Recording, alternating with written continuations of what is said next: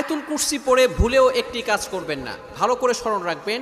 আয়াতুল কুরসি পড়ে আমরা যে ভুল কাজটা করে থাকি, আয়াতুল কুরসি হচ্ছে পবিত্র কোরআনুল কারীমের ভিতরে সর্বশ্রেষ্ঠ আয়াত হচ্ছে আয়াতুল কুরসি। সূরার ভিতরে সর্বশ্রেষ্ঠ সূরা হচ্ছে সূরা ফাতিহা, সূরা ইয়াসিন, সূরা বাকারা। তবে আয়াতের ভিতরে সর্বশ্রেষ্ঠ আয়াত হচ্ছে আয়াতুল কুরসি। 3 নম্বর পারার 1 নম্বর পৃষ্ঠা সূরা বাকারার 255 নম্বর আয়াত। এই আয়াতটি এতটা ফজিলতপূর্ণ আয়াত। আল্লাহু লা ইলাহা ইল্লাহু আল হাইয়ুল কাইয়্যুম। এই আয়াতের ভিতরে আল্লাহ তাআলার 2টি চমৎকার নাম আছে। এই নামকে বলা হয় ইসমে আজম, আল হাইয়ুল কাইয়্যুম।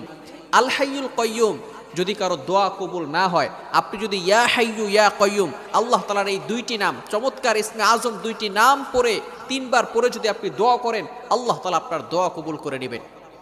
যেহেতু এই আয়াতের ভিতরে আল্লাহ তাআলার 2টি ইসমে আজম নাম রয়েছে, এই নামের কারণে